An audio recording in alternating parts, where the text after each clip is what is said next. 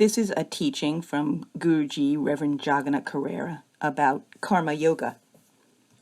Most people who practice hatha yoga or meditation know how peaceful, refreshed, and inspired these practices make you feel.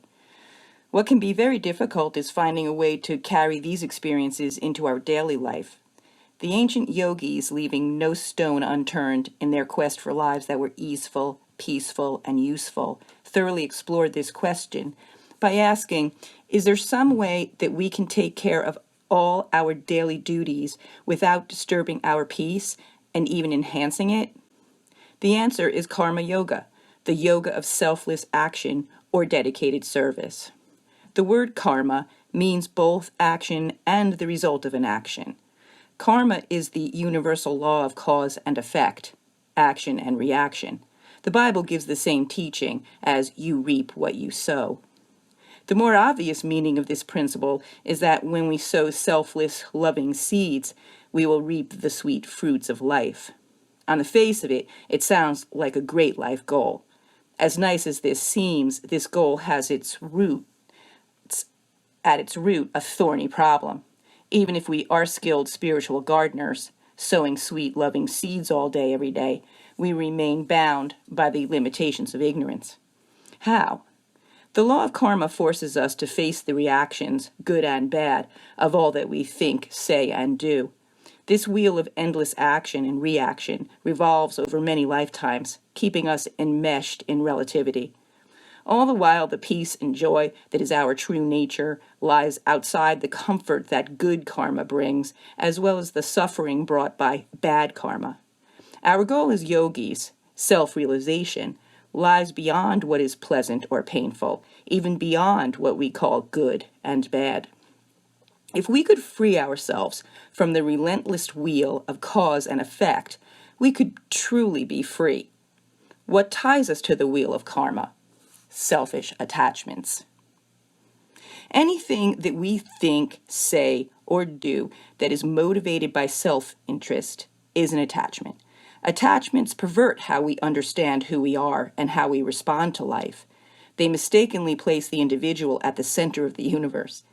Every experience, thought, and decision is assessed from that narrow, limited point of view. Attachments generate misguided attempts at finding happiness because they goad us to look outside ourselves for happiness.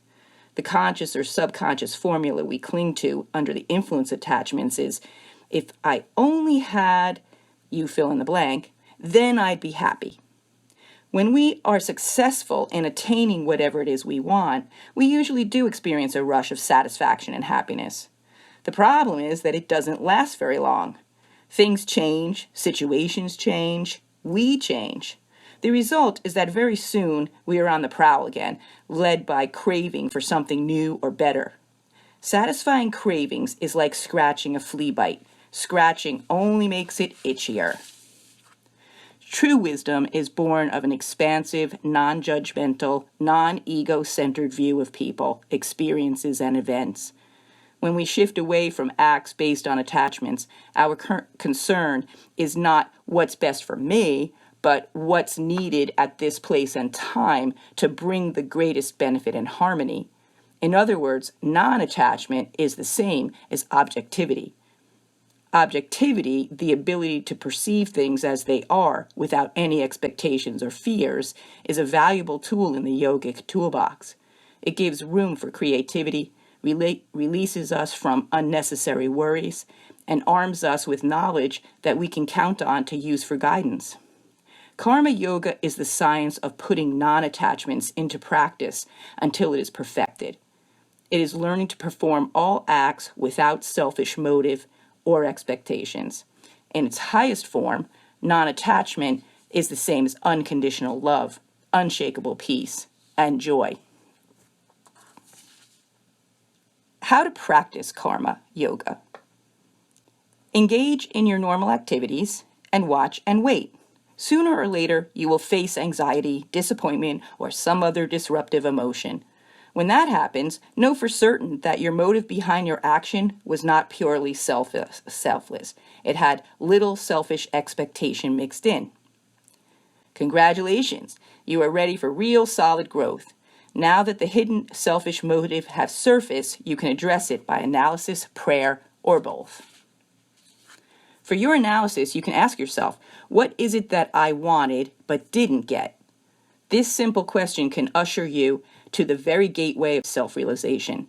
Don't settle for the first answer your mind brings up. Keep asking why. Probe. It may take weeks or longer for the real answer to reveal itself, but it will come. At the same time, you can open your heart to God and ask for strength, clarity, and guidance.